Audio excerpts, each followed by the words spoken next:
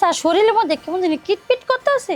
কিলবির গুলি তো আমি আছি না, ওই কিলবিরের ওষুধ তো আমি, ওই কিলবির গুলি আমি সালে দেই। ঠিক আছে। আচ্ছা আচ্ছা।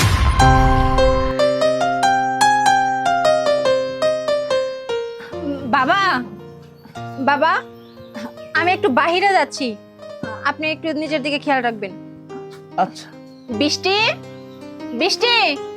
জি ম্যাডাম। আমি একটু বাহিরে যাচ্ছি, যে বাবার কখন কি লাগে একটু দেখিস, আর ঠিক মতো খাবার দিয়ে ওষুধটা দিয়ে দিস। আচ্ছা ঠিক আছে। আচ্ছা বাবা, তাহলে আমি আসি। হ্যাঁ আচ্ছা বৌমা, যাও, তুমি চিন্তা করো না। আচ্ছা। তাহলে আপনি শুয়ে থাকেন, আমি কাজ করে আপনার জন্য খাবার নিয়ে আসি। শুন, তুই 2-3 মিনিট পর একটু আমার এখানে আসিস, তোর সাথে কথা আছে। আচ্ছা।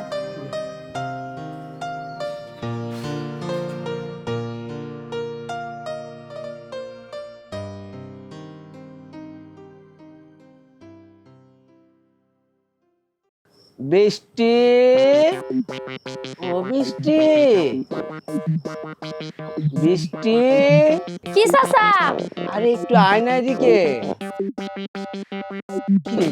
বললাম আমি 2-3 পড়ায়, এত লেট করলি কেন?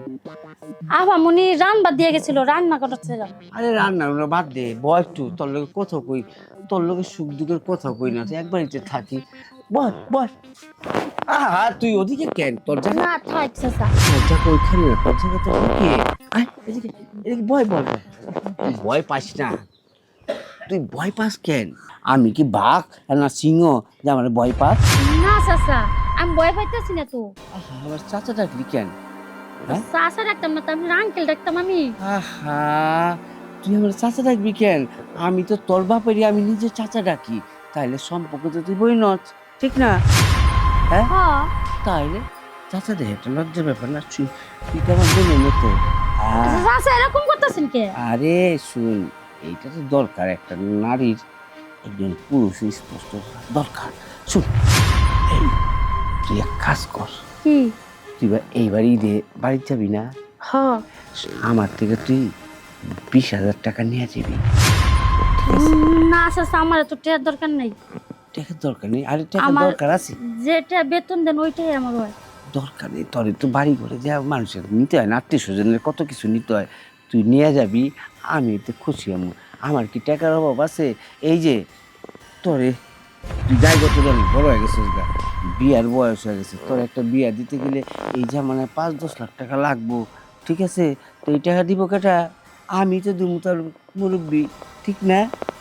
এই ক না, আমি দেবো না তো কেটা দিব? হ্যাঁ চাচা। তাহলে ক, এতগুলি টাকা দেবো, আমার লাভটা কি? আমার একটু লাভ দিবি না?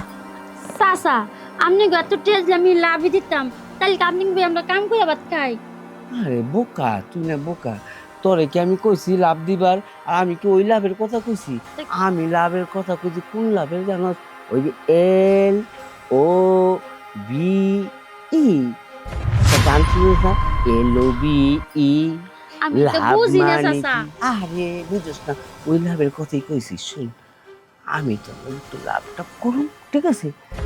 বিনিময়ে তোর আমি 5-10 লাখ টাকা দিয়ে দেবো, তার প্রতিদিন টাকা দেবো, আর তুই এবার থেকে রানী হিসাবে থাকবি, ঠিক আছে? হাসাই কইছেন চাচা? হ্যাঁ, তাহলে এবার কেউ আছে? তাহলে আমার কাম করে লাগতো না অনেকবারই। আরে কাম করবি, জাস্ট বৌমাকে দেখাইবি, বাকিটা তোর আমি টাকা দেবো, বাড়ি দেবো, কত কিছু দেবো, তোর রানী হয়ে যাবি, তখন কে কাম করতে হইব আর?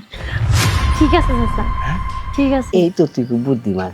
তুই শুন, তুই আমার সুন্দর করে আদর করবি, হ্যাঁ, আদর করে করে আমার ঘুমটা আনা দিবি, যাতে কত বছর ধরে আমি চাচা শুনেন, আমার সত্যি টাকা দিবেন তো? হ্যাঁ, টাকা তোর দেবো, কারে দেবো, ঠিক আছে? তাহলে এই টাকা নিয়ে বাইরে বিয়ে বলবো।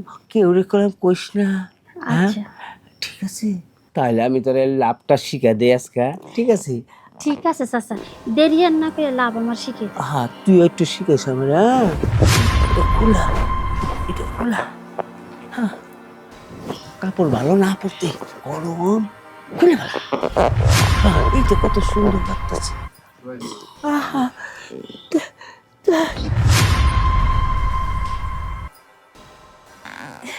কত সুন্দর রে তুই। তোর কিছু হইতেছে? চাচা শরীরের মধ্যে কেমন জানি কিটপিট করতে আছে। কিলবির গুলি তো আমি আছি না, ওই কিলবিরের ওষুধ তো আমি, ওটা ডাক্তার আমি, ওটা সব ওষুধ আমি, ওই কিলবির গুলি আমি সালে ঠিক আছে। আচ্ছা চাচা।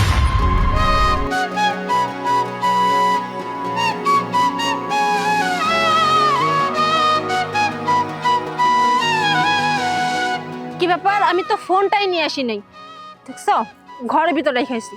এখন কি করব? এত দূর আসার পরে যদি এখন মনে হয় যে আমি ফোনটাই নিয়ে আসি নাই, তাহলে কি হবে? সবসময় এই ভুলটাই করি, এই ফোনটাই না আমি রেখে আসি, আবার যেতে হবে। উফ, যন্ত্রণা। বাবা, বৌমা, বৌমা, এদিকে আসুন, এদিকে আসুন। এই তুই সর সামনে, সামনে তুই। কি ব্যাপার? আমি বাসা থেকে বের হয়ে গেছি আর তোরা দুজন কি শুরু করেছিস? আপনি কি শুরু করেছেন? হ্যাঁ, আপনি একজন মুরব্বী মানুষ, আপনি কি শেষ পর্যন্ত বাড়ির কাজের মেয়ের সাথে? ছি ছি ছি, এটা আমি কোনোদিন আশা করিনি। এই তুই কিভাবে পারলি? তোর কি একটু লজ্জা করলো না? তুই হচ্ছে এই বাড়ির কাজের লোক আর আমার শ্বশুরের সাথে? ছি ছি ছি, আমি তোকে দিয়ে আশা করিনি। তুই কিভাবে পারলি? তুই এক্ষুনি বের হয়ে যা, এক্ষুনি বের হয়ে যা। তোর মতো কাজের মেয়ে বাড়িতে রাখবো না আমি। আপামনি, আমার তো দোষ নাই, সব দোষ আপনি শ্বশুরের। চুপ, আর একটা কথা কবি না, এক হাতে না কখনো তালি বাজে না। আমার শ্বশুর নয় ভুল করেছে, তুই কিভাবে এই কাজটা করতে পারলি? তোর কি একবার সংসারের কথা মনে হলো না যে এই কাজটা করে তোর সংসারের লোকজন শুনলে তারা কি বলবে? যা বের হ, বের হ এখান থেকে। আপনি একটু কথা বলেন, আমি তো একটা কথাও শুনবো না, একটা কথাও শুনতে চাই না। তুই এক্ষুনি আমার বাসা থেকে বের হ। আপনি শ্বশুর তো আমার লোভ দেখাইছে, টাকা দিবে, বাড়ি দিবে, গাড়ি দিবে, আমার বিয়ে 10 লাখ টাকা দিবে। ছি ছি বাবা, এইটা আমি কোনোদিন আশা করিনি। আপনার বিয়ে করার দরকার ছিল, আমি আপনার ছেলের বউ, আপনি আমাকে বলতেন, আর আপনি কিনা কাজের মেয়ের সাথে। বৌমা, যাই হোক বাদ দাও, দেখে যখন ফেলেছো, প্রথম তো আমি তোমাকে কথা দিচ্ছি আর কোনোদিন এরকম করব না। থামুন আপনি, আমি আপনাকে বিশ্বাস করব কিভাবে?